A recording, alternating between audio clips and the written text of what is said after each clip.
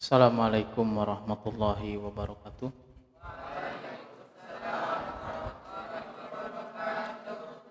Innal hamdalillah nahmaduhu wa nasta'inuhu wa nastaghfiruh wa na'udzu billahi min shururi anfusina wa min sayyiati a'malina. May yahdihillahu fala mudilla lahu wa may yudlil fala hadiyalah. Asyhadu an la ilaha illallah wahdahu la syarika lah wa asyhadu anna Muhammadan abduhu wa rasuluhu alladzi la nabiyya ba'd. Qala Allah ta'ala fi kitabihil karim ya ayyuhalladzina amanu taqullaha haqqa tuqatih wa la tamutunna illa wa antum muslimun.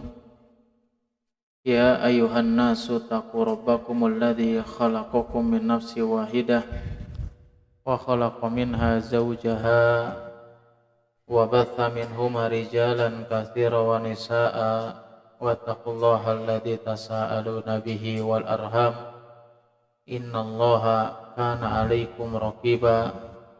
Ya ayyuhalladzina amanu taqullaha wa qulu qawlan sadida yuslih lakum a'malakum wa yaghfir lakum dzunubakum wa may yuti'illaha wa rasulahu faqad faza fawzan 'azima. Amma ba'du. Alhamdulillah, segala puji hanya milik Allah Subhanahu wa taala. Kita memohon berlindung serta bertobat kepadanya, dan kita bersaksi bahwasanya tidak ada Tuhan yang berhak disembah kecuali Allah Subhanahu wa taala. Salawat dan salam tidak lupa senantiasa kita curahkan kepada Nabi kita Nabi Muhammad sallallahu alaihi wasallam beserta keluarganya, sahabatnya, tabi'in, tabi'ut tabi'in, dan kepada para pengikutnya yang senantiasa istiqomah berpegang teguh di atas sunnahnya Nabi Muhammad sallallahu alaihi wasallam hingga akhir zaman. Alhamdulillah, atas izin Allah Subhanahu wa taala kita diberikan kemudahan oleh Allah Subhanahu wa taala sehingga kita bisa bertemu kembali untuk sama-sama saling mengingatkan di antara apa yang dijelaskan dalam Al-Quran dan Sunnah Nabi Sallallahu Alaihi Wasallam. Biasanya kajian teh hari apa? Hari Rabu. Sekarang hari Jumat. Bahasa apa hari ini kita?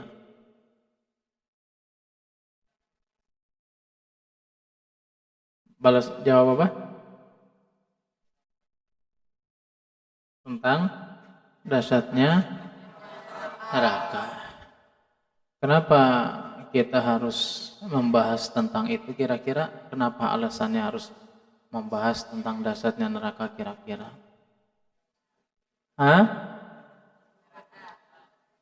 Supaya tidak masuk neraka. Apa mah cenah alasan nama? Supaya biar apa? Dengan apa? Ya intinya mengingatkan kita dengan neraka itu. Salah satunya supaya kita bisa bersiap-siap. Supaya kita bisa menjaga diri. Ya, karena selama ini kita tahu bahwasanya ada surga dan neraka, tapi keimanan kita kurang karena kurang pengetahuan. Karena kurang pengetahuan, jadi ketika dengar neraka itu biasa-biasa aja. Nggak pernah ada rasa takut. Padahal Allah Subhanahu wa taala baik dalam Al-Qur'an ya ataupun dalam hadis Nabi sallallahu alaihi wasallam itu memerintahkan kepada kita untuk apa? Untuk senantiasa beriman kepada Allah Subhanahu wa taala. Salah satunya adalah beriman kepada hari akhir. Gimana caranya beriman kepada hari akhir itu gimana?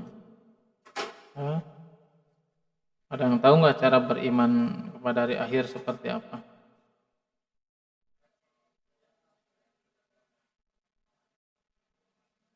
Salah satunya beriman kepada hari akhir yaitu adalah beriman kepada segala sesuatu peristiwa ya yang berkaitan atau yang terjadi pada hari akhir. Kapan sih seseorang itu dikatakan beriman kepada hari akhir? Salah satunya adalah ketika dia beriman dengan berbagai peristiwa yang akan terjadi di akhirat nanti.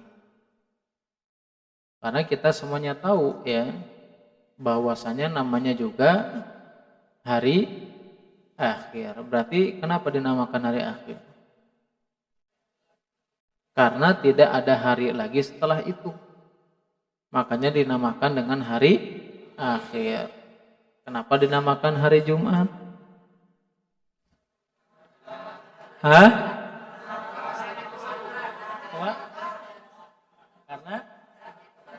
Karena setelahnya hari Sabtu,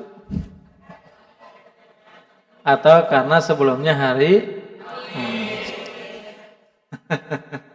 enggak, sebagian ulama dikatakan Jumat itu, sebagian ya ada yang berpendapat karena memang waktu di mana berkumpulnya kaum muslimin ya untuk mengerjakan sholat Jumat. Allah alam bisawab, itu sebagian ulama ada yang berpendapat seperti itu. Nah, yang jelas dinamakan hari akhir itu karena memang tidak ada hari setelahnya. Ya, makanya kalau kita ingin disebut orang yang beriman, ya berarti salah satunya harus beriman dengan hari akhir, yaitu adalah beriman dengan berkaitan berbagai peristiwa yang terjadi di dalamnya. Ya, peristiwa apa aja nanti hari akhir itu? Peristiwa apa aja? Dihisab. Terus?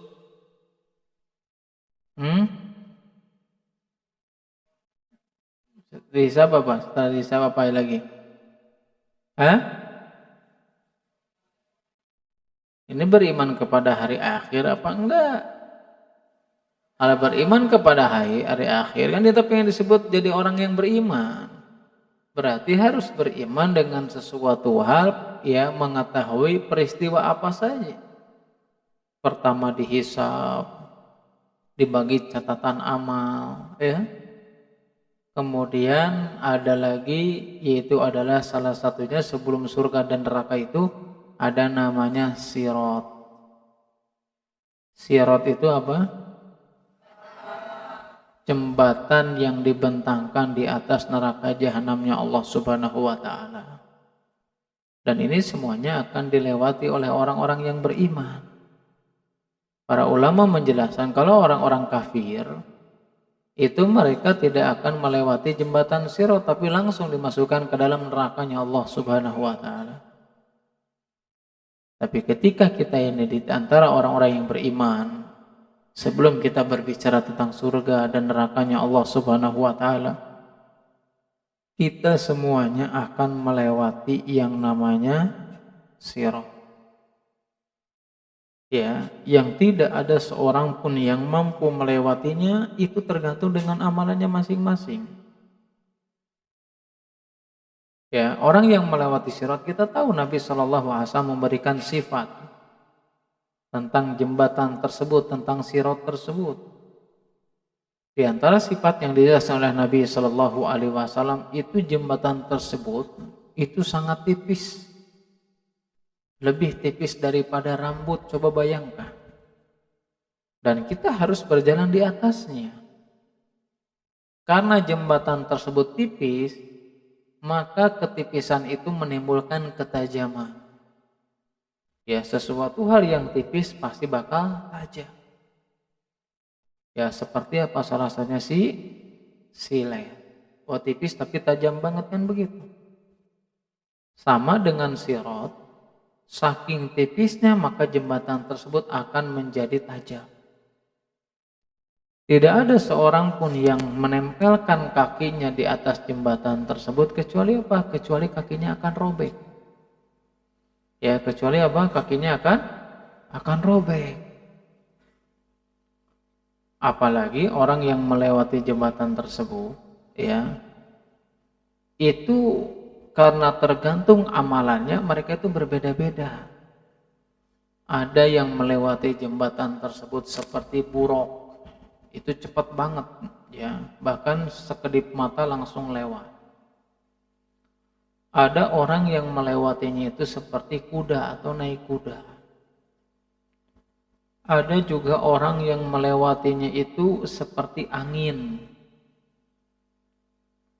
Ada juga orang yang melewatinya itu harus dalam keadaan ngesot. Dan ada juga di antara mereka yang harus terjatuh dulu ke dalam neraka jahanamnya Allah Subhanahu wa taala. Dan di jembatan tersebut kanan kirinya itu diletakkan tentang apa? Tentang silaturahmi dan amanah. Nah, ini proses sebelum kita berbicara tentang neraka.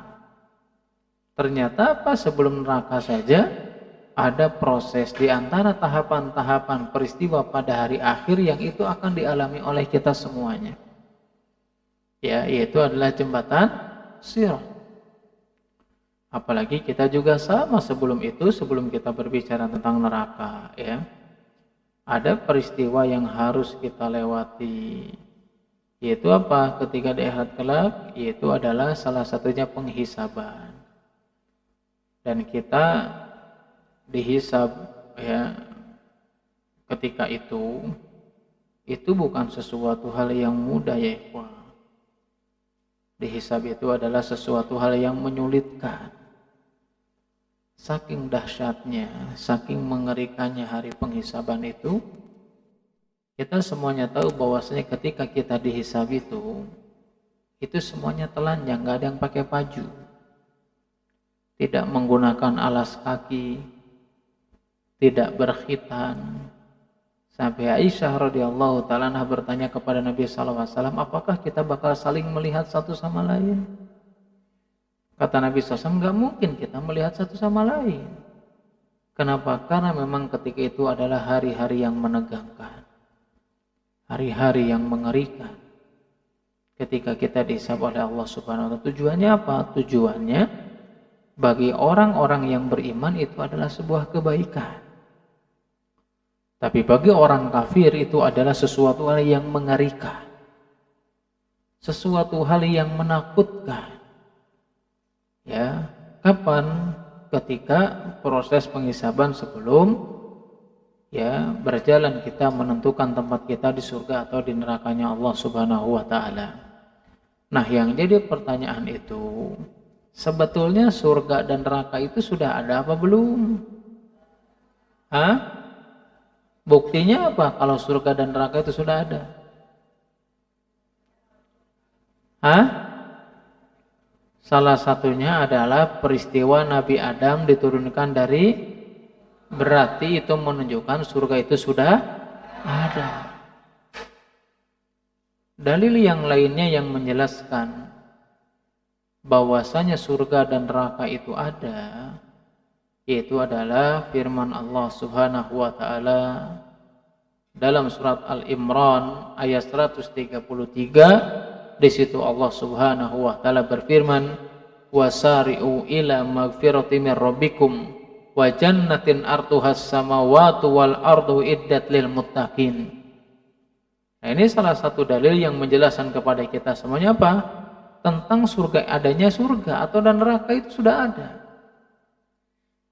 Bahkan ada hadis lain ya dari Nabi sallallahu alaihi wasallam menjelaskan kepada kita semuanya, itu adalah tentang hadis yang datang dari Abu Hurairah radhiyallahu taala anhu, hadis qudsi. Apa hadis qudsi itu masih ingat enggak? Hah? Hadis qudsi itu apa maksudnya? Apa maksudnya hadis qudsi? Hah? Bismillah. Ada yang bisa jawab hadis qudsi maksudnya apa?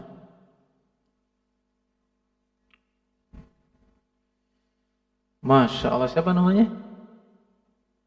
Hah? Abdika. Abdika namanya. Artinya apa itu abdika ya?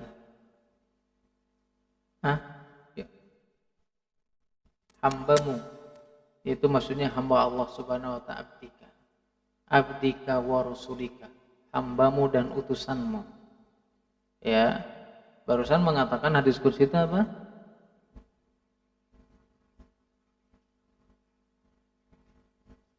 Kelas berapa? Kelas berapa? 6. Oh, kelas 8. Kirain kelas 6. Kelas 8. Ya, hadis kursi itu salah satu yang dijelaskan oleh para ulama itu, yaitu adalah maknanya dari Allah Subhanahu wa taala atau lafadznya dari Nabi. Beda dengan hadis yang biasanya. Kalau hadis biasanya itu adalah makna dan lafadznya dari Nabi sallallahu alaihi wasallam. Atau berbeda dengan Al-Qur'an, afwan. Kalau Quran itu makna dan lafadznya dari Allah Subhanahu wa taala.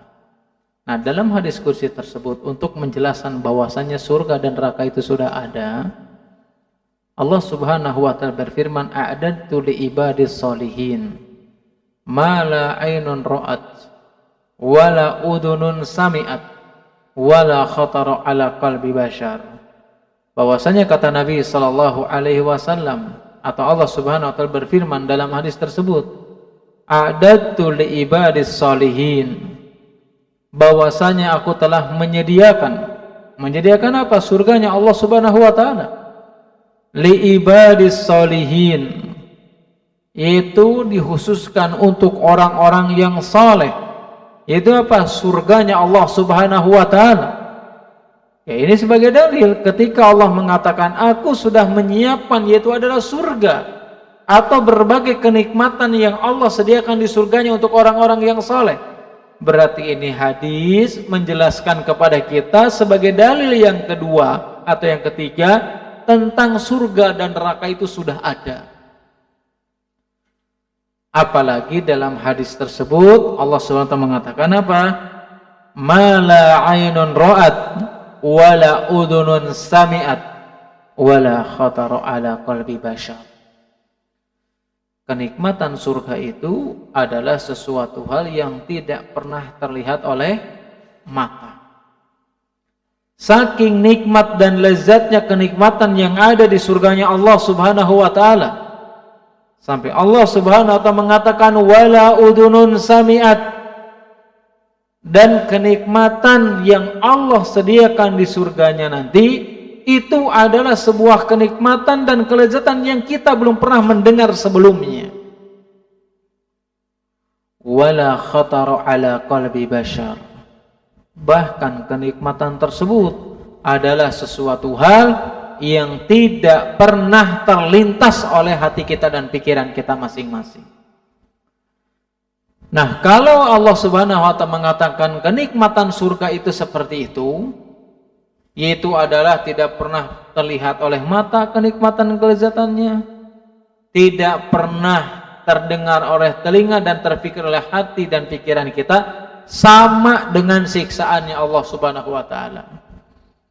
Begitu juga siksaan Allah Subhanahu wa taala yang disediakan oleh Allah Subhanahu wa taala bagi orang-orang yang senantiasa bermaksiat kepada Allah, bagi orang-orang yang senantiasa melakukan pelanggaran yang dilarang oleh Allah Subhanahu wa taala. Mereka juga sama akan mendapatkan siksaan yang saking dahsyatnya siksaan neraka tersebut. Itu siksaannya enggak pernah terbayangkan oleh pikiran kita betapa dahsyatnya nerakanya Allah Subhanahu wa taala. Saking dahsyatnya siksaan Allah Subhanahu wa taala itu tidak pernah terlihat oleh mata kita kalau ada siksaan sedahsyat itu. Saking dahsyatnya siksaan Allah Subhanahu wa taala bagi penghuni nerakanya Allah Subhanahu wa taala, siksaan tersebut tidak pernah terpikirkan dan terbayangkan oleh pikiran kita masing-masing. Makanya ketika Allah Subhanahu wa taala menjelaskan dalam surat Al-Fajr dan ayat-ayat yang lainnya, salah satu di antara kedahsyatan siksaan Allah Subhanahu wa taala di dalam nerakanya, kita semuanya akan diikat dan ikatan tersebut tidak akan pernah sebanding dengan ikatan-ikatan yang lainnya. Bahkan Nabi sallallahu alaihi wasallam menjelaskan kepada kita semuanya saking dahsyatnya nerakanya Allah Subhanahu wa taala dalam sebuah hadis dari Anas bin Malik radhiyallahu taala anhu yang diriwayatkan Imam Muslim dan yang lainnya, bahwasanya Nabi sallallahu alaihi wasallam bersabda, "Walladzi nafsu Muhammadin biyadihi." dan demi jiwa atau demi zat yang memegang jiwanya Muhammad sallallahu alaihi wasallam di tangannya. Yaitu adalah maksudnya demi Allah Subhanahu wa taala. Apa yang dikatakan Nabi sallallahu alaihi wasallam dalam hadis tersebut? Beliau mengatakan, "Lau ra'aitum ma ra'aitu." Kalau seandainya kalian melihat apa yang aku lihat, la bakaitum katsiran. Kalau seandainya kalian melihat apa yang aku lihat, la bakaitum katsiran, kalian akan banyak menangis. Wala dhahiktum qalila. Kalian akan banyak menangis daripada banyak tertawa. Makanya para sahabat nanya, apa yang menjadikan Rasulullah mengatakan demikian? Apa yang menjadikan seseorang banyak menangis dan sedikit tertawa ini apa? Mereka bertanya kepada Rasulullah, qalu ma ra'aita. Mereka berkata, bagaimana maksudnya apa? Apa yang kau lihat ya Rasulullah? Maka Nabi sallallahu alaihi wasallam menjelaskan, ra'aitul jannata wan nar. Bahwasanya aku sudah melihat tentang surga dan nerakanya Allah Subhanahu wa taala. Kenapa Nabi mengatakan demikian? Ini menunjukkan kedahsyatannya nerakanya Allah Subhanahu wa taala. Sampai Nabi mengatakan, kalau kamu melihat, ini akan banyak menangis daripada tertawa. Dalam sebuah riwayat, ada orang salaf terdahulu, namanya Hajjaj radhiyallahu ta'ala anhu. Beliau bertanya kepada Sa'id bin Jubair, ya, apa yang ditanyakan oleh Hajjaj kepada Sa'id bin Jubair tersebut? Ternyata Hajjaj menanyakan ketika itu, dia berkata kepada Sa'id bin Jubair, bahwasanya aku mendengar bahwasanya engkau tidak pernah tertawa sama sekali. Kemudian kata Sa'id bin Jubair mengatakan, bagaimana mungkin aku banyak tertawa, sedangkan neraka yang di dalamnya api sudah menyala-nyala, sudah disiapkan oleh Allah Subhanahu wa taala. Bagaimana mungkin aku banyak tertawa, kata Sa'id bin Jubair, bahwasanya belenggu-belenggu sudah disiapkan oleh Allah Subhanahu wa taala. Bagi siapa? Bagi orang yang akan dimasukkan ke dalam nerakanya Allah Subhanahu wa taala. Berarti ini menunjukkan betapa dahsyatnya nerakanya Allah Subhanahu wa taala. Saking dahsyatnya, Nabi mengatakan ini yang menjadikan kita banyak menangis daripada tertawa. Saking dahsyatnya, tadi riwayat yang menjelaskan bahwa Hajjaj bertanya kepada Sa'id bin Jubair, yang mana Sa'id bin Jubair itu tidak pernah tertawa sama sekali. Kenapa? Karena dia sadar surga itu atau neraka itu sudah tersedia dan di dalamnya disediakan berbagai siksaan oleh Allah Subhanahu wa taala. Itu saking dahsyatnya. Bahkan ada sebuah riwayat yang lainnya, yaitu riwayat dari Ibnu Abi Dunya dari Sa'ad al-Akhram. Dia berkata bahwasanya aku pernah berjalan bersama Ibnu Mas'ud radhiyallahu taala anhu. Terus apa yang dilakukan? Kata Sa'id bin Akhram mengatakan, aku pernah berjalan dengan Ibnu Mas'ud. Ketika aku sedang berjalan melewati pengrajin pedang atau pembuat pedang. Kemudian apa? Kemudian Ibnu Mas'ud meneteskan air mata, kemudian merasa lemas dan terjatuh. Kenapa? Ingat dengan nerakanya Allah Subhanahu wa taala. Beliau radhiyallahu taala anhu membayangkan, kalau api yang ada di muka bumi ini saja, yang panasnya tidak lebih panas daripada api yang ada di dalam nerakanya Allah Subhanahu wa taala, itu bisa melelehkan besi. Bagaimana api tersebut kalau kita rasakan di dalam nerakanya Allah Subhanahu wa taala? Itu yang menjadikan Ibnu Mas'ud radhiyallahu taala tersungkur, beliau menangis. Bahkan dalam riwayat lain dikatakan bahwasanya Ibnu Mas'ud pingsan ketika melihat api tersebut, ingat dengan api nerakanya Allah Subhanahu wa taala. Bahkan dalam riwayat lain lagi, Malik bin Dinar rahimahullahu ta'ala, beliau berkata bahwasannya putri dari Rabi bin Akhsam itu pernah bertanya kepada Rabi, yaitu kepada bapaknya, yang ketika itu bapaknya tidak tidur semalaman. Ditanya sama putrinya, ya, kenapa engkau tidak tidur? Beliau mengatakan, yang membuatku tidak tidur, aku ingat dengan nerakanya Allah Subhanahu wa ta'ala. Coba bayangkan. Tapi hal ini tidak akan pernah bisa menjadikan kita takut kepada Allah Subhanahu wa ta'ala. Kapan? Kalau kita tidak memiliki hati yang bersih. Kalau kita tidak betul-betul meyakininya, sampai kapanpun kita dijelaskan tentang neraka, kita tidak akan pernah merasa takut kepada Allah Subhanahu wa ta'ala. Makanya ini pelajaran bagi kita. Ketika kita dijelaskan neraka, kita nangis apa enggak? Takut apa enggak?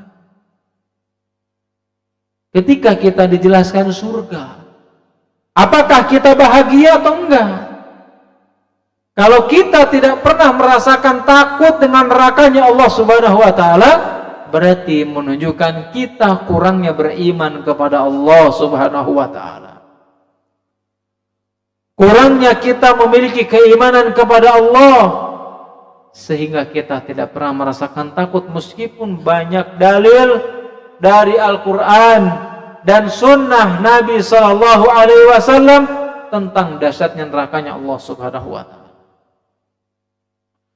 Apalagi ya kalau kita berbicara tentang api yang disediakan oleh Allah Subhanahu wa ta'ala di nerakanya.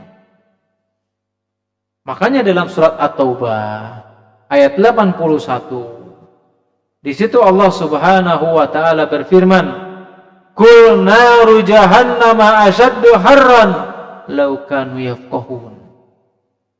Kata Allah Subhanahu wa ta'ala mengatakan, katakanlah, naru jahannam, bahwasanya api neraka jahanamnya Allah Subhanahu wa ta'ala, asyaddu harran, memiliki panas yang begitu dahsyat, law kanu yafqahun, kalau seandainya kita mau mengetahui, atau kalau seandainya kita mengetahui bahwasanya api nerakanya Allah Subhanahu wa ta'ala itu sangat panas.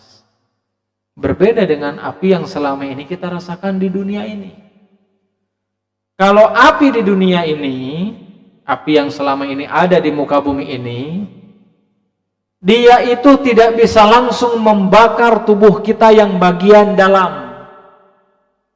Perlahan-lahan, ya, api yang ada di muka bumi ini perlahan dulu nih, ya, membakar luarnya, daging kulitnya dulu, perlahan baru bisa membakar bagian dalam dari tubuh kita masing-masing. Tetapi api yang ada di dalam nerakanya Allah Subhanahu wa ta'ala, api tersebut itu bukan hanya sekadar membakar tubuhnya, tapi sekaligus membakar apapun yang ada di dalam tubuh kita masing-masing.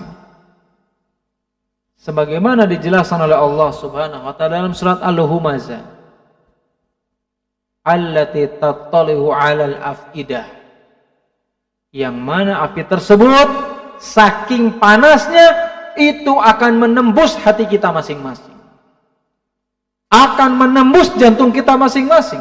Saking apa? Saking dahsyatnya nerakanya Allah Subhanahu wa ta'ala, saking dahsyatnya api nerakanya Allah Subhanahu wa ta'ala.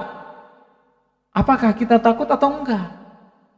Kalau kita enggak takut, berarti kita kurang beriman kepada Allah Subhanahu wa ta'ala.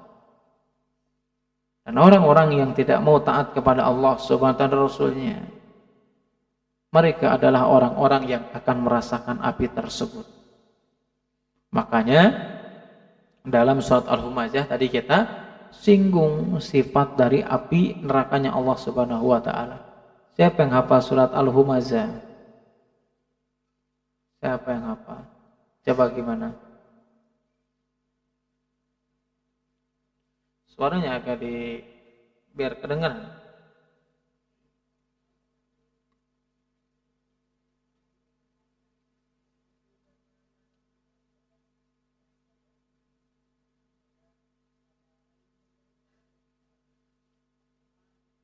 Wa ma adraka mal hutamah. Ditanya oleh Allah Subhanahu wa taala, apa hutamah itu? Apa? Terusannya, wa ma adraka mal hutamah? Narullahil muqadah.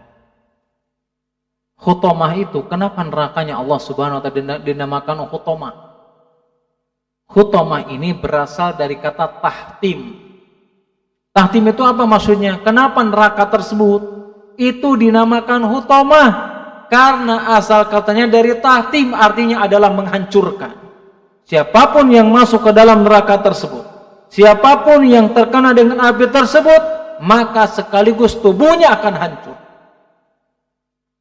Dan kalimat hutamah yang menjelaskan tentang nerakanya Allah Subhanahu wa taala dalam Al-Qur'an itu disebutkan hanya satu kali aja dalam surat Al-Humazah.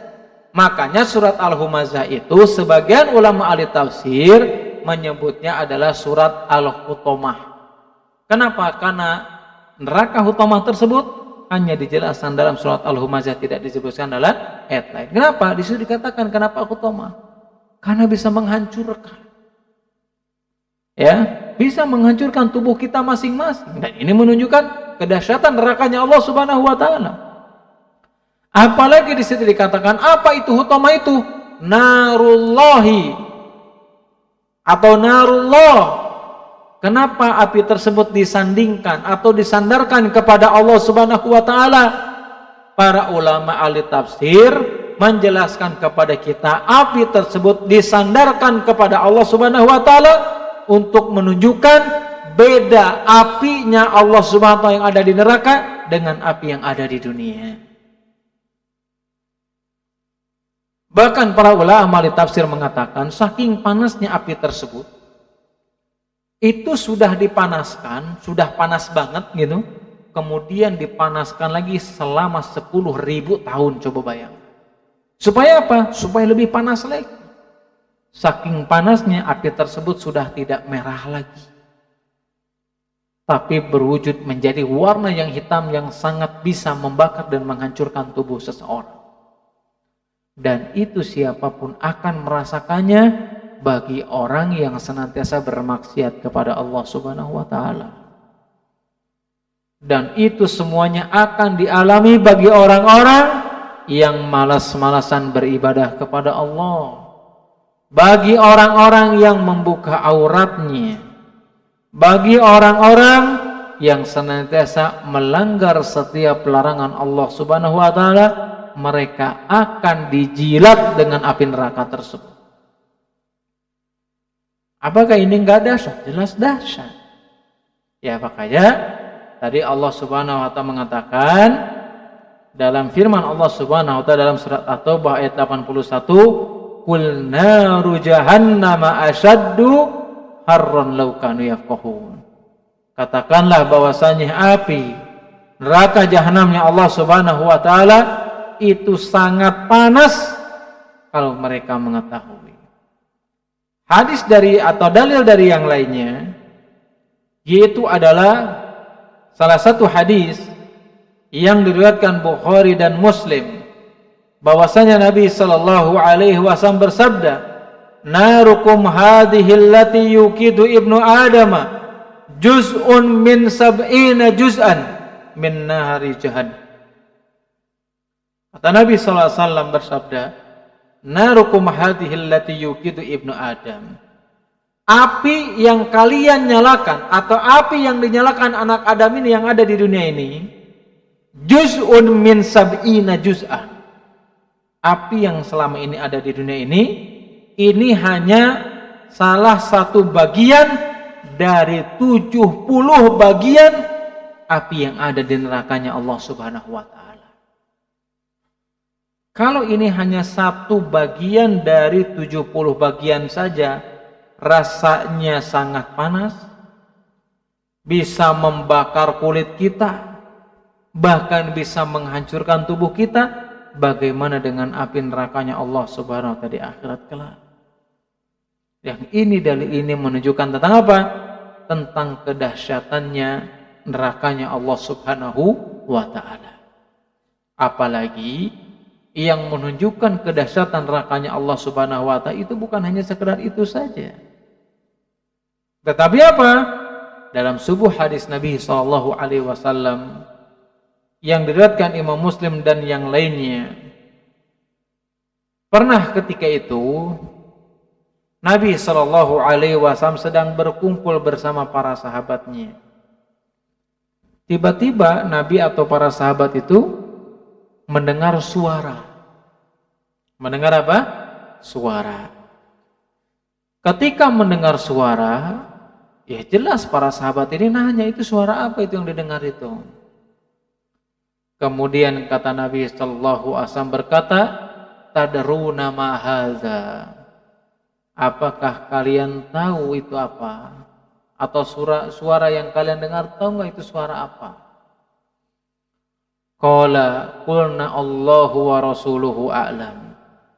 Kemudian para sahabat mengatakan ketika ditanya, tahu enggak itu suara apa? Para sahabat mengatakan Allahu a'lam. Allah dan Rasulnya yang paling mengetahui. Qala, kemudian Nabi sallallahu alaihi wasallam menjawabnya, "Hada hajarun ramiya bihi fin nari mundu sab'ina kharifan wa huwa yahfi fin naril an hatta intaha qariha." Kata Nabi sallallahu alaihi wasallam, "Hadza hajarun ramiya bihi." Itu adalah batu ramiya bihi yang dilemparkan ke dalam neraka jahanamnya Allah Subhanahu wa taala. Dari kapan dilemparnya itu? Mundu sab'ina kharifan. Bahwasanya itu adalah suara batu yang dilemparkan ke neraka jahanam, yang itu dilemparkannya sudah 70 tahun yang silam. Coba bayang. Untuk apa? Untuk menjelaskan kedahsyatannya, yaitu adalah kedalaman nerakanya Allah Subhanahu wa taala yang begitu dalam. Sampai jaraknya apa? Seperti 70 tahun. Bahkan di sini Nabi SAW mengatakan, sekarang baru sampai dasarnya. Coba bayangkan batu dilemparkan 70 tahun itu. Berapa lama itu? Berarti dalam banget. Dan pada hari ini batu tersebut baru sampai. Untuk apa ini buktinya? Menunjukkan tentang dahsyatnya nerakanya Allah Subhanahu wa taala. Selain memiliki api yang sangat dahsyat yang disediakan oleh Allah Subhanahu wa taala di nerakanya, ternyata untuk menunjukkan kedahsyatan nerakanya Allah Subhanahu wa taala, yaitu adalah tempat atau neraka yang begitu dalam. Siapa orang yang dimasukkan ke dalam neraka yang paling dasar? Siapa? Orang apa? Musyrik apa munafik? Orang munafik. Dikatakan apa? Innal munafikina fi darkil asfali minan nar. Kata Allah Subhanahu wa taala mengatakan apa? Innal munafikina, bahwasanya orang-orang munafik fi darkil asfali minan nar, maka mereka tempatnya di dasar nerakanya Allah Subhanahu wa taala. Kemudian, ya, tadi di antara kedahsyatan neraka api sudah kita jelaskan. Kemudian kedalaman nerakanya Allah Subhanahu wa taala. Di antara dalil yang lainnya yang menjelaskan tentang kedahsyatan nerakanya Allah Subhanahu wa taala, yaitu adalah firman Allah Subhanahu wa taala dalam surat Al-Waqiah ayat 51 sampai 56, bahwasanya Allah Subhanahu wa taala berfirman, "Tsumma innakum ayyuhal dhalunal mukadzibun la'akiluna min syajarin min zakkum famali'una minhal butun fasyaribuna 'alaihi minal hamim fasyaribuna syurbal him hadza nuzuluhum yaumaddin." Dalam ayat ini Allah Subhanahu wa taala menjelaskan kepada kita semuanya bahwasanya di antara dalil yang menunjukkan betapa dahsyatnya nerakanya Allah Subhanahu wa taala, Allah mengatakan dalam ayat tersebut, "Tsumma innakum," sesungguhnya wahai kalian, ya, atau sesungguhnya kalian, ayyuhadz-dhalun, orang-orang yang sesat, Ya, ayyuhadzulunal mukadzibun, wahai kalian orang-orang yang sesat dan senantiasa mendustakan Allah Subhanahu wa taala. La akiluna min syajari min zakum, bahwasanya kalian benar-benar akan memakan pohon atau buah zakum. Ya, apa buah zakum ini? Ini salah satu buah yang akan dimakan oleh penghuni nerakanya Allah Subhanahu wa taala. Kenapa diberikan buah zakum bukan buah yang lainnya? Ternyata ini dikuatkan dalam sebuah hadis Nabi Shallallahu Alaihi Wasallam yang diriwayatkan Imam Ahmad, Tirmidzi dan yang lainnya, bahwasanya Nabi Shallallahu Alaihi Wasallam bersabda, "Lau anna kitratan minaz zakum kutirat fid dari dunya la afsadat ala ahli dunya ma'aishahum fa kaifa biman yakunu ta'amahu." Kata Nabi Shallallahu Alaihi Wasallam, buah zakum ini nih, yang tadi dijelaskan dalam surat Al-Waqiah, buah zakum ini kenapa diberikan kepada penghuni nerakanya Allah Subhanahu wa taala? Bukan hanya untuk menunjukkan kedahsyatan neraka aja, tapi untuk menunjukkan betapa dahsyatnya siksaan Allah Subhanahu wa taala bagi penghuni neraka. Sehingga mereka tidak diberikan makanan, minuman, kecuali salah satunya adalah buah zakum. Sifatnya kayak gimana? Kata Nabi SAW, buah zakum ini, lau ana qatratan minaz zakum. Kalau seandainya getahnya ini, ya, seandainya satu tetes buah zakum ini, kutirat fid dari dunia, ini satu tetes saja jatuh ke muka bumi ini, la afsadat ala ahli dunya ma'aisyahum, maka satu tetesan buah zakum tersebut itu akan merusak kehidupan dunia. Coba bayangkan, padahal itu satu tetes saja. Makanya Nabi SAW mengatakan, fakaifa biman yakunu ta'amahu, kalau seandainya buah zakum ini satu tetesan aja bisa merusak bumi ini, kehidupan manusia, bagaimana bagi orang yang mereka orang-orang dolim, yang senantiasa mendustakan Allah Subhanahu wa taala, yang mereka akan memakannya, pasti tubuhnya atau kerongkongannya akan hancur ketika makan buah tersebut. Ya, coba bayangkan, bumi aja bisa hancur. Bagaimana dengan mulut kita?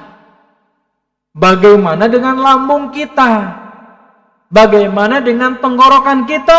Dan ini dalil yang menegaskan betapa dahsyatnya neraka dan siksaan Allah Subhanahu wa taala. Bahkan, ya, di sini dijelaskan dalam ayat tersebut, selain daripada zakum atau di antara siksaan yang dialaminya dengan memakan buah zakum tersebut, famaliuna min halbutun.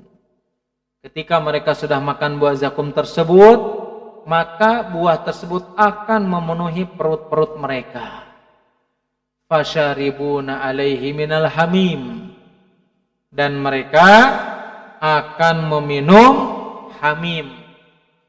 Dijelaskan oleh Hasan dan As-Suddi mengatakan, al-hamim ini minuman yang akan diminum oleh penghuni nerakanya Allah Subhanahu wa taala, itu adalah minuman yang panas, yang panasnya itu sudah sampai pada puncaknya.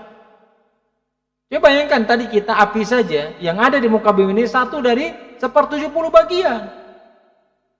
Dan di antara minumannya yang akan diminum oleh penghuni neraka apa? Minuman hamim yang panasnya tersebut sampai pada puncaknya. Coba bayangkan, nggak kebayang kalau akan meminum itu. Yang itu sama-sama apa? Akan menghancurkan diri kita masing-masing, akan menghancurkan tubuh kita masing-masing.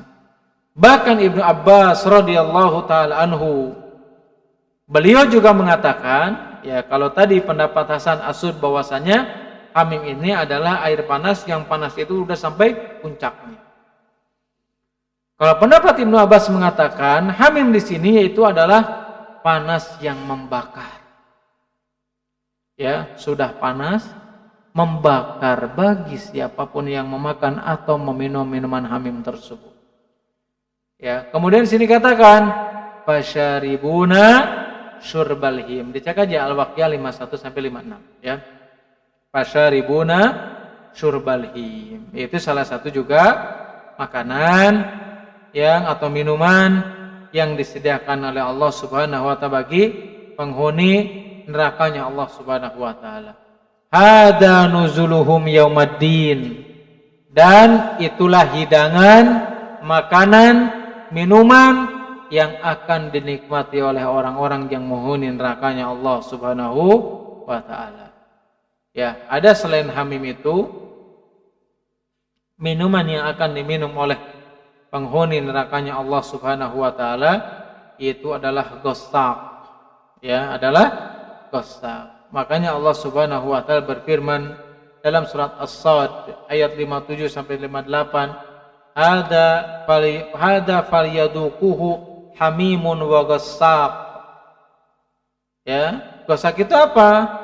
Dijelaskan oleh para ulama bahwasanya ghasaq itu adalah minuman yang sangat dingin yang bisa membakar. Coba bayangkan. Apakah ini enggak cukup dalil untuk menjelaskan tentang betapa dahsyatnya nerakanya Allah Subhanahu wa taala?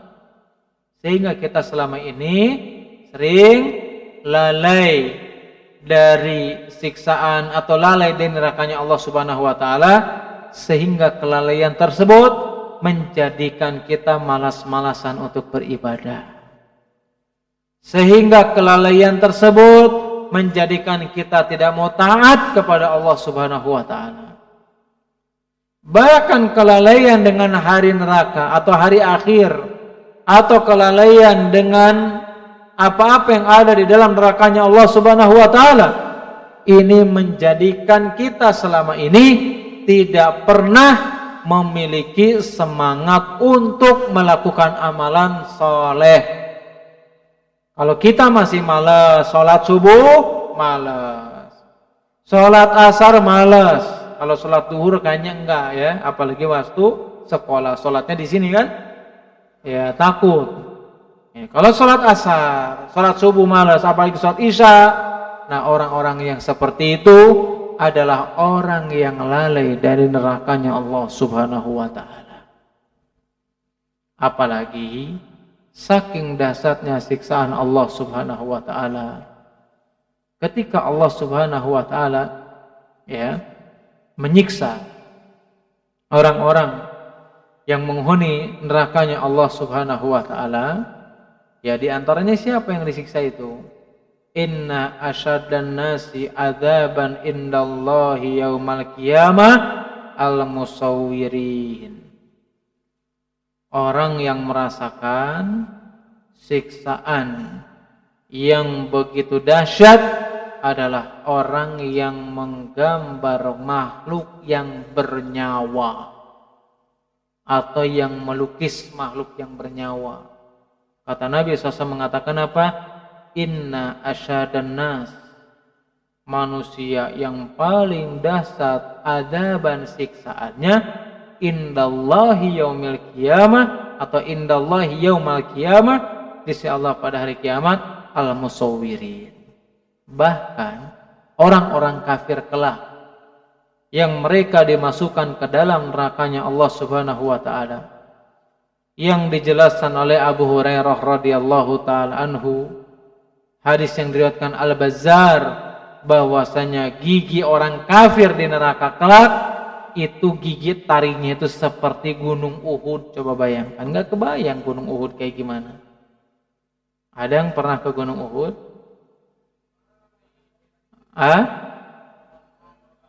Pernah? Lihat di TV nggak pernah gitu? Di medsos nggak pernah lihat?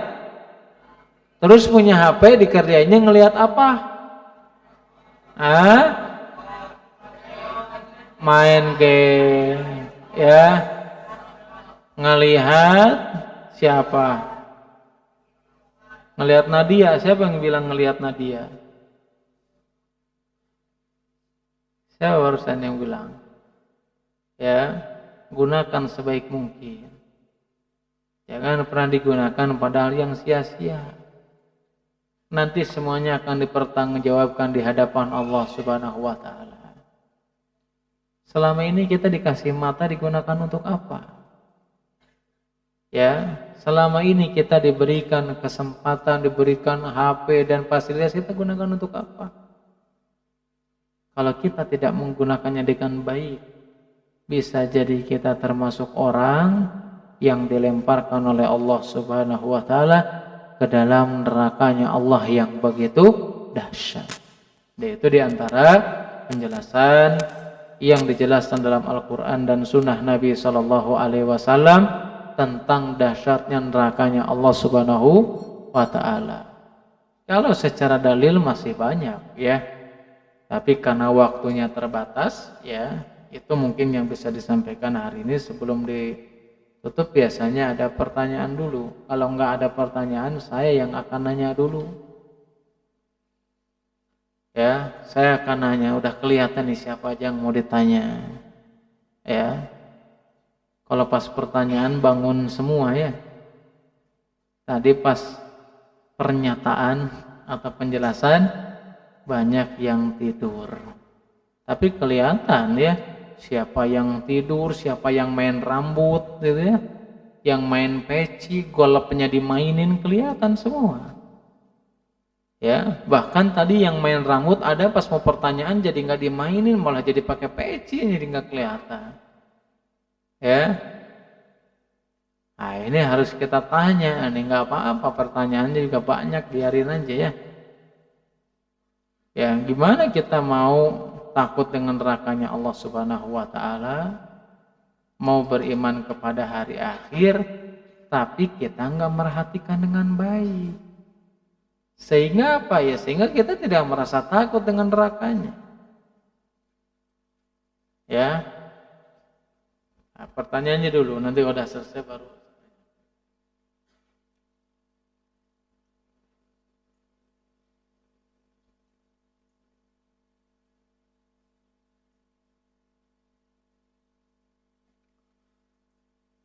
Assalamualaikum. Afwan Ustaz, apakah benar semua muslim akan masuk surga, namun sebagian dari mereka dicuci terlebih dahulu di neraka dan baru dimasukkan ke surga setelah ia dirasa sudah bersih?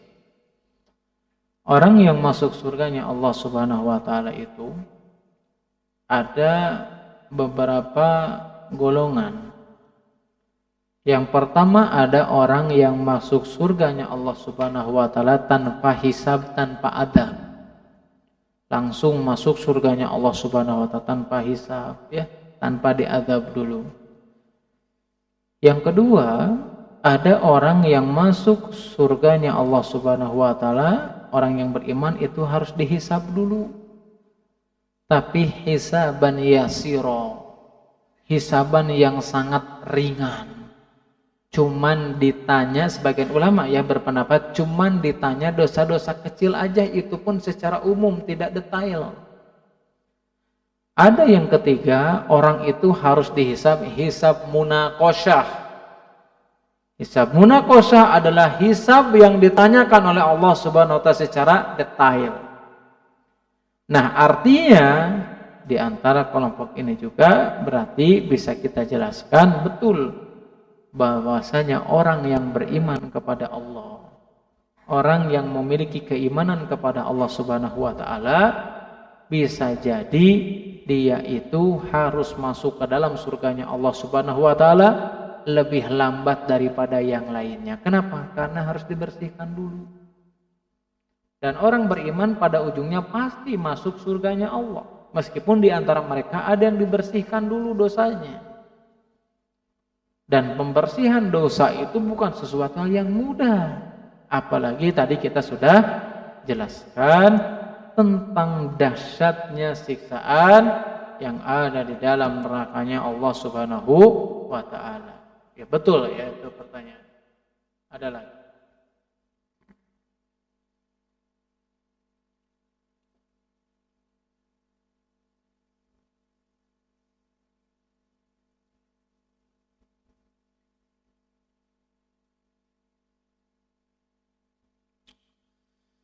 Bismillah Ustaz, izin bertanya, orang-orang non-Islam atau orang kafir berarti masuk neraka, apakah kita bisa menolongnya? Ya, menolongnya dia harus Islam juga ya. Dia harus beriman kepada Allah Subhanahu wa Ta'ala. Ya, syaratnya masuk surga itu apa? Beriman. alias dia menjadi seorang muslim.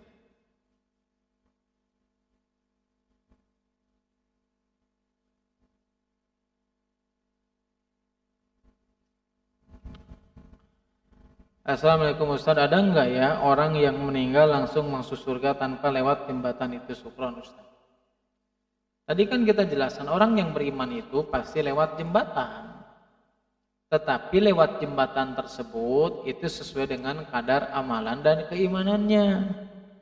Ya, meskipun kita lewat jembatan tersebut, kalau kita beriman, orang yang bertakwa, itu lewat jembatan tersebut akan bisa melewatnya dengan mudah. Ya, bisa tadi seperti kilatan kilatan halilintar atau ada yang seperti kuda dan yang lainnya, itu tergantung daripada amalan. Ya, kalau kita tidak mau tersiksa dengan jembatan tersebut, ya jadilah orang yang taat kepada Allah. Jadilah orang yang beriman dan bertakwa kepada Allah Subhanahu wa taala.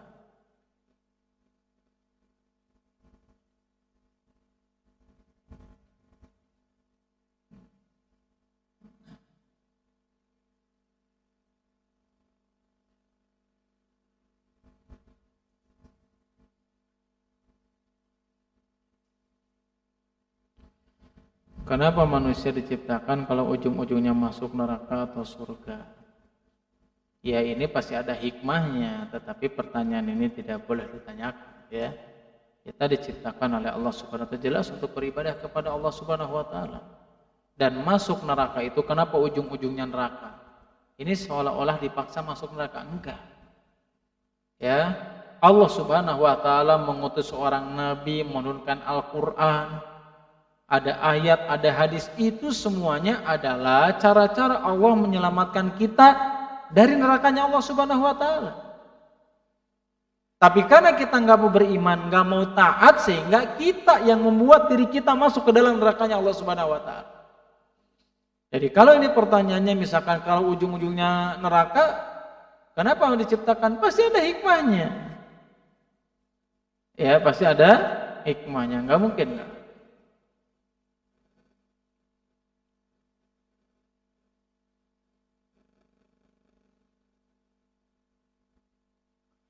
Bismillah Ustaz, izin bertanya. Kalau yang barusan siapa namanya? Dari orang imut katanya. Hah? Tahu siapa ya? Bismillah Ustaz, izin bertanya, apakah siksaan bagi seseorang yang menyukai sama jenis lebih berat daripada berzina biasa? Mohon penjelasan jelas. Ya. Siksanya lebih berat.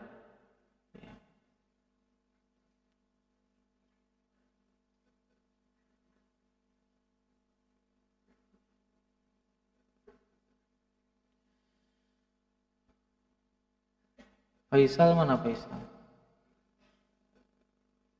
Masya Allah. Ya. Faisal banyak kan di sini kan? Banyak. Ya. Saya nggak nyebutin kelasnya, Faisal mana gitu aja. Kan banyak Faisal itu ya.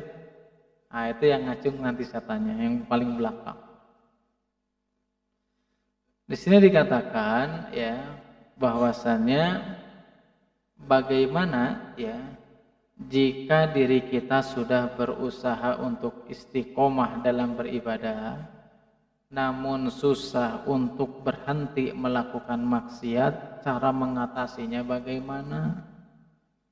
Pertama, orang yang istiqomah itu kita, bahkan Nabi yang mengatakan ya bahwasanya apa? Kita ini tidak akan pernah bisa istiqomah secara sempurna. Makanya Nabi mengatakan istaqimu walan tuhsu. Istiqomahlah tapi kalian tidak akan pernah bisa sempurna. Ketika istiqomah kita tidak sempurna, maka apa? Allah memerintahkan kita harus dibarengi dengan istighfar. Karena sampai kapanpun nggak bakal pernah bisa 100%. Yang bisa istiqomah 100% hanya Rasulullah Shallallahu Alaihi Wasallam. Makanya dalam surat Fussilat dikatakan apa? Wastaqimu wastaghfiru ilaihi. Kalian istiqomah kemudian istighfar. Kenapa istiqomah dalam surat Fussilat digandengkan dengan istighfar? Itu sebagai dalil. Kalau istiqomah kita tidak sempurna, maka iringilah dengan beristighfar dan bertobat kepada Allah Subhanahu wa Ta'ala. Ya pasti nggak bakalan bisa sempurna. Ya terus gimana cara mengatasinya? Ya pertama, kalau kita pengen istiqomah di atas ketaatan kepada Allah, coba mulai dari sekarang gak usah gaul sama orang-orang yang senantiasa bermaksiat. Ya, kita nggak gaul sama orang yang suka bermaksiat aja, terkadang kita terjerumus maksiat. Apalagi gaul dengan mereka. Ya, kalau kita gaul dengan mereka, tinggalkan mulai sekarang ini. Kalau punya teman yang nggak pernah mengajak kepada ketaatan dan kebaikan, tinggalkan sekarang ini juga. Kalau kita punya grup WhatsApp yang di dalamnya sia-sia, hanya membahas sesuatu hal yang tidak penting yang menjadikan kita semakin istiqomah, keluar dari grup itu. Ya, karena di antara agar bisa istiqomah itu tinggalkan lingkungan yang seperti itu. Ya, kalau masih tidak meninggalkan, ya susah bagi kita untuk meninggalkan kemaksiatan itu sendiri. Ada lagi enggak?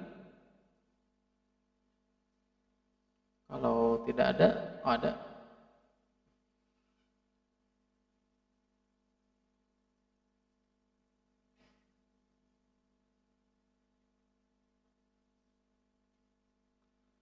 Assalamualaikum Ustaz, afwan izin bertanya. Apa saja golongan yang masuk surga tanpa, maaf ya saya lurusin nih tulisannya keliru. Siapa saja golongan yang masuk surga tanpa hisapan atau tanpa dihisab. Tanpa dihisab, ya. Golongannya diantara yang dijelaskan Nabi Sallallahu Alaihi Wasallam yang bisa masuk surganya Allah Subhanahu wa Ta'ala tanpa hisab. Yang pertama, kata Nabi Sallallahu Alaihi Wasallam, atau di antara orang yang akan masuk surga tanpa hisabnya, yang pertama adalah humul ladzina la yastarqun. Orang yang tidak meminta ruqyah. Ya, orang yang tidak meminta ruqyah itu adalah orang yang akan masuk surganya Allah Subhanahu wa Ta'ala tanpa dihisab. Meskipun para ulama menjelaskan, atau di antara sebagian ulama itu mengatakan bahwasanya sepakat para ulama bahwasanya meminta ruqyah itu adalah, atau ruqyah itu adalah salah satu sunnah Nabi. Tapi orang yang meminta ruqyah itu hilang kesempatan masuk surga tanpa hisab. Tapi sebagian ulama mengatakan maksudnya adalah kita tetap boleh minta.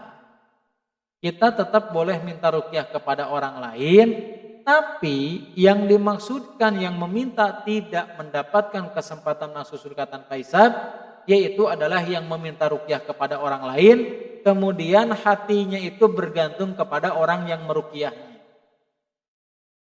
Kalau dia meminta ruqyah kepada orang lain, tapi hatinya tidak bergantung sama orang yang meruqyahnya, hatinya hanya bergantung kepada Allah yang menyembuhkan, hanya Allah Subhanahu wa Ta'ala, meskipun dia minta, dia tetap mendapatkan kesempatan untuk masuk surga tanpa hisab, tanpa adab. Ini sebagian penafsiran para ulama. Ya. Yang kedua, yang bisa masuk surganya Allah Subhanahu wa Ta'ala tanpa hisab, tanpa adab tersebut, humul ladzina la yatatayyarun, yaitu adalah orang yang tidak tatoyur. Tatoyur itu apa, ada yang tahu? Menganggap sial atau menjadikan sebab yang bukan sebab. Ya sama, bisa berburuk sangka, bisa. Ya, menjadikan sebab yang bukan sebab. Misalkan apa contohnya, kalau ada kupu-kupu ke rumah berarti ayah tamu, itu namanya tatoyur, syirik namanya. Kalau matana kekereng ceman gitu ya, berarti ayah nu kangen, nah itu tatoyur namanya, syirik itu. Kalau kita yakin dengan itu, nggak bakalan bisa masuk surga tanpa hisab, tanpa adab. Atau di sini siswa sais pas ketemenan, duh ieu tangan cenah gegeredegan wae kieu jigana mah rek meunang duit, nah itu namanya tatoyur. Syirik namanya itu.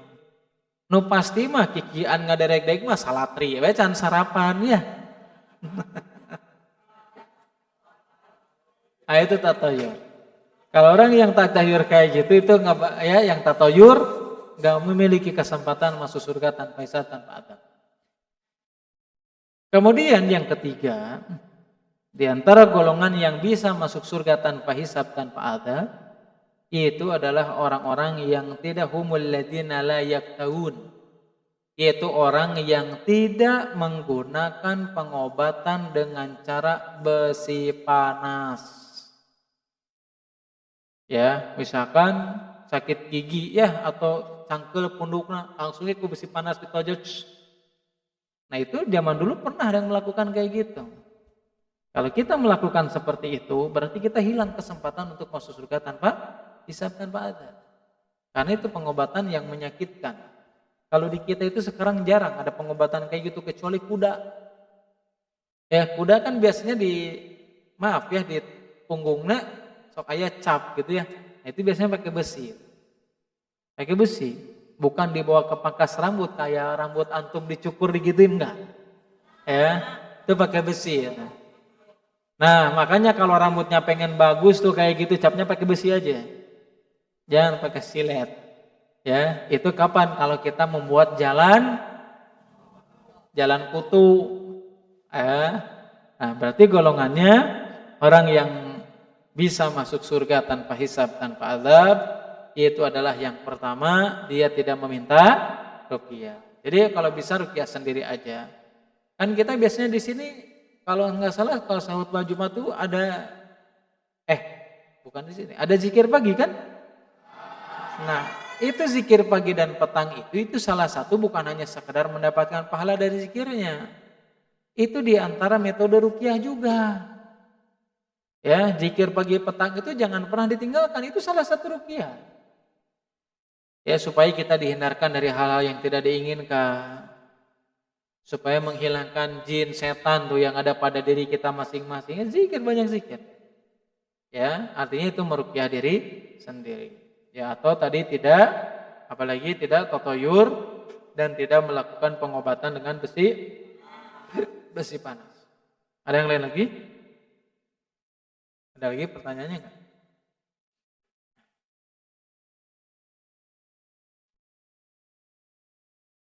Cukup. Dicukupkan ini? Cukup ya. Ini yang bisa disampaikan hari ini, mudah-mudahan bermanfaat, khususnya bagi saya pribadi, umumnya bagi teman-teman sekalian. Mudah-mudahan tetap diberikan semangat untuk senantiasa belajar dan ingat pesan dan pengorbanan orang tua kalian. Ya, orang tua kalian itu susah payah nyari duit, mencari nafkah. Supaya apa? Supaya kalian bisa hidup baik. Supaya kalian bisa belajar seperti orang lain. Supaya kita semuanya memiliki kedudukan, derajat dan martabat di hadapan masyarakat. Sehingga Allah Subhanahu wa taala melalui orang tua kita masing-masing ya diberikan kemudahan untuk membiayai kita bisa sekolah. Ya harus bersyukur. Ya ingat. Ya kita sekarang mungkin biasa-biasa aja gitu, nggak sadar dengan pengorbanan orang tua. Nanti kalau kita sudah dewasa, ya sudah dewasa, sudah bekerja, sudah menikah, sudah punya anak, kita bakal sadar kenapa orang tua ini selama ini sama kita tuh kadang-kadang galak, ya, kadang-kadang marah. Mereka tidak pernah marah, mereka tidak pernah galak, kecuali tujuannya adalah untuk kebaikan diri kita masing-masing. Ya harus kasihan sama mereka. Ya pengorbanan mereka susah payah kita nggak pernah tahu, ya bahkan mungkin mereka harus berjuang dengan mengorbankan berbagai macam cara yang dilakukan. Untuk apa? Tujuannya supaya kita bisa menjadi pribadi yang lebih baik. Ini yang bisa disampaikan hari ini, mudah-mudahan bermanfaat. Subhanakallahumma wa bihamdika asyhadu an la ilaha illa anta astaghfiruka wa atubu ilaik. Assalamualaikum warahmatullahi wabarakatuh.